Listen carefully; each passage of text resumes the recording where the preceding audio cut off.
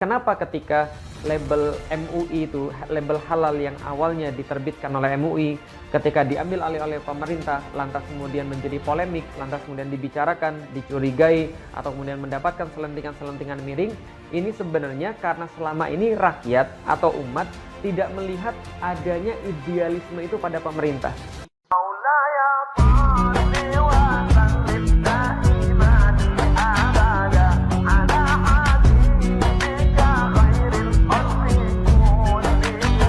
Baru-baru ini, publik ramai memperbincangkan logo halal baru yang telah ditetapkan oleh Badan Penyelenggara Jaminan Produk Halal (BPJPH) Kementerian Agama Kemenak.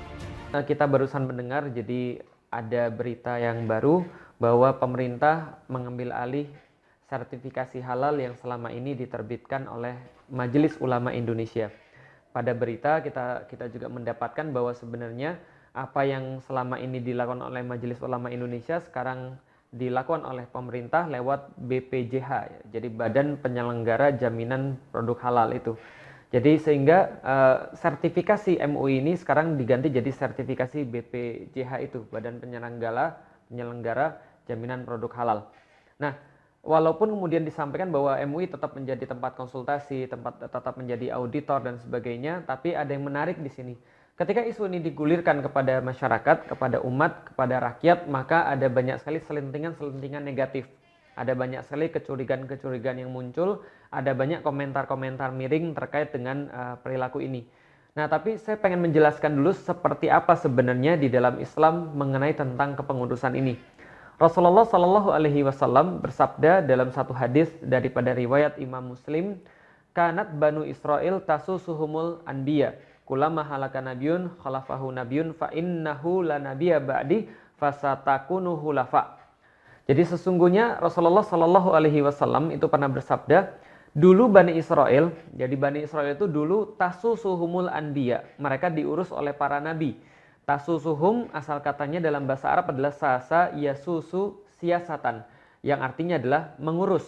Dalam kamus, kalau kita baca tentang sasa yasusu siasatan, itu bermakna ri'ayah syu'unil ummah dakhiliyah wal kharajiyah.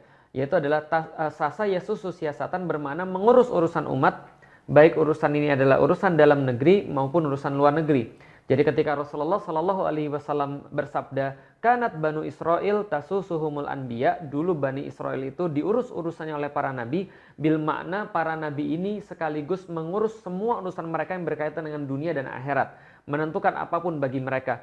Kullama halaka nabiyun khalafahu nabi, ketika satu nabi wafat maka digantikan segera oleh nabi yang lain, sehingga urusan kepengurusan ini tidaklah bersifat kosong, tidak bersifat tiada. Lalu kemudian innahu la nabiyya ba'di, kata Rasulullah, sesungguhnya tidak ada lagi nabi setelah saya. Fasatakunu hulafa'u fataksur, dan sesungguhnya fayaksurun, dan sehingga muncul para khalifah yang akan menggantikan tugas para nabi itu, yaitu mengurusi urusan umat, tasusuhumul tadi. Lalu kemudian jumlah khalifah ini adalah jumlahnya banyak. Lalu kemudian ditanya oleh para sahabat, ya Rasulullah, fama ta'murun, apa yang kemudian engkau perintahkan kepada kami tentang para khalifah ini? Maka kemudian Rasul menjelaskan baiat mereka, taati mereka dalam urusan kepengurusan itu. Nah, di sini kita bisa melihat bahwa ada fungsi daripada pemimpin di antara umat, penguasa di antara umat, pemerintah di antara umat. Apa fungsinya? Apa tugasnya? Ri'ayah syu'unil ummah, mengurusi urusan umat. Sehingga ketika kita melihat idealnya Islam, ketika misalnya contoh negeri ini menerapkan aturan Allah, negeri ini menerapkan aturan syariat, maka idealnya memang betul pemerintah atau penguasalah yang mengurusi seluruh urusan umat, termasuk urusan dalam hal makanan. Yang mana makanan halal, yang mana yang makanan haram. Dalam kepala saya ketika saya melihat pada dalil-dalil Islam itu, maka ketika idealisme itu terjadi, bahwa syariat sudah diterapkan, maka negaralah yang meregulasi mana makanan yang boleh masuk ke dalam negeri itu dan mana yang tidak. Jadi pemerintah atau penguasa itu memastikan seluruh harusnya makanan yang ada di negeri itu yang dijual bebas adalah makanan yang halal. Sehingga ketika kita beli sesuatu tidak perlu ada label, karena dalam pikiran kita, kalau pemerintah, kalau penguasa sudah meloloskan satu produk ke negeri ini, lalu dijual secara bebas, maka itu pasti halal. Karena hukum asal daripada satu benda di dalam kaidah fikih adalah al-aslu fil asya'i ibahah, malam yarid dalilut tahrim, bahwa sesungguhnya hukum asal daripada benda itu harusnya mubah, boleh. selama tidak ada dalil yang mengharamkannya. Jadi pikirannya adalah kalau penguasanya benar, idealnya ketika menerapkan syariat di masa depan insya Allah, itu kemudian seluruh barang-barang yang dijual bebas itu adalah barang-barang yang halal. Sampai kemudian ada dalil yang mengharamkannya. Jadi pemerintah itu yang di label adalah label haram. Nah, jadi ini haram, ini haram, ini haram, ini jangan dimakan oleh seorang muslim. Bukan lagi kemudian label halal karena dianggap seluruhnya adalah halal sampai ada kemudian label haramnya. Itu kemudian idealnya. Jadi memang diurusi oleh pemerintah. Tapi itu bukan intinya.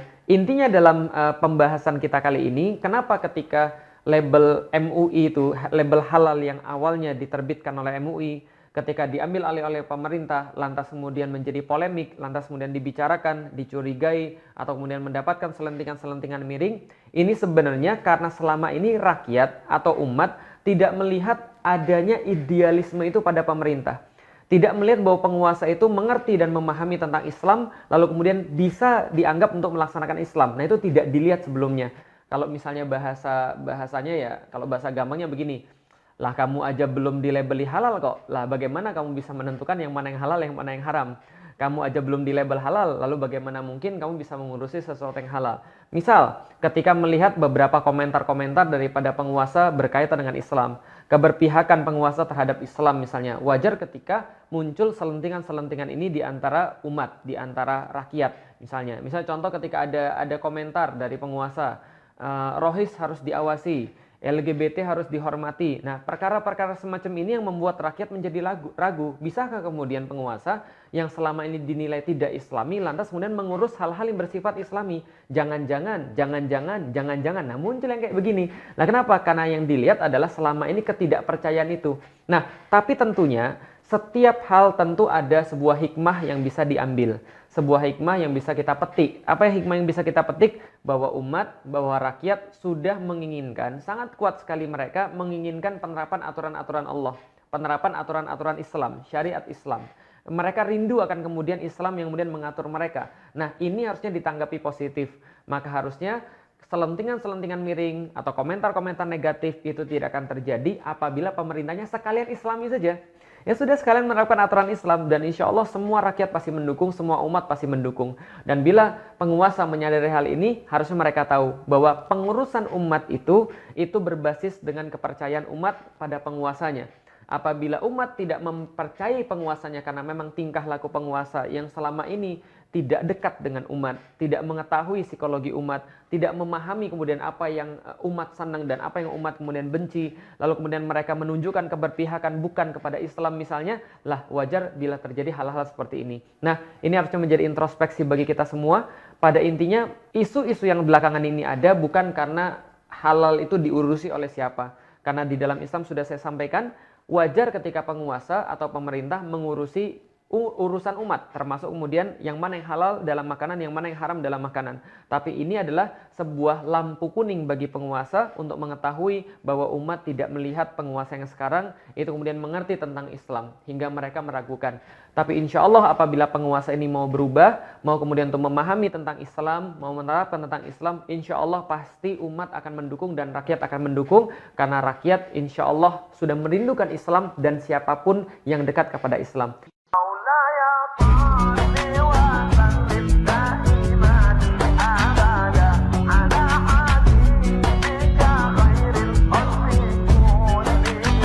Baru-baru ini, publik ramai memperbincangkan logo halal baru yang telah ditetapkan oleh Badan Penyelenggara Jaminan Produk Halal (BPJPH) Kementerian Agama (Kemenak). Logo halal baru tersebut berlaku secara nasional dan akan diterapkan ke seluruh produk makanan serta minuman di Indonesia secara bertahap.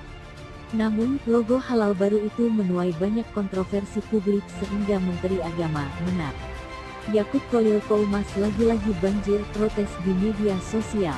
Kebanyakan dari warganet di media sosial menyebut jika logo halal baru mirip dengan wayang dan terkesan Jawa sentris. Mereka juga mempersoalkan warna logo dan absennya bahasa Arab ikonik halal di dalam label baru versi Kemenak ini. Maksa amat sih pakai motif gunungan wayang kulit untuk logo halal. Gak sekalian aja huruf Jawa? Oar-oarnya NKRI harga mati, TP maunya berbau Jawa.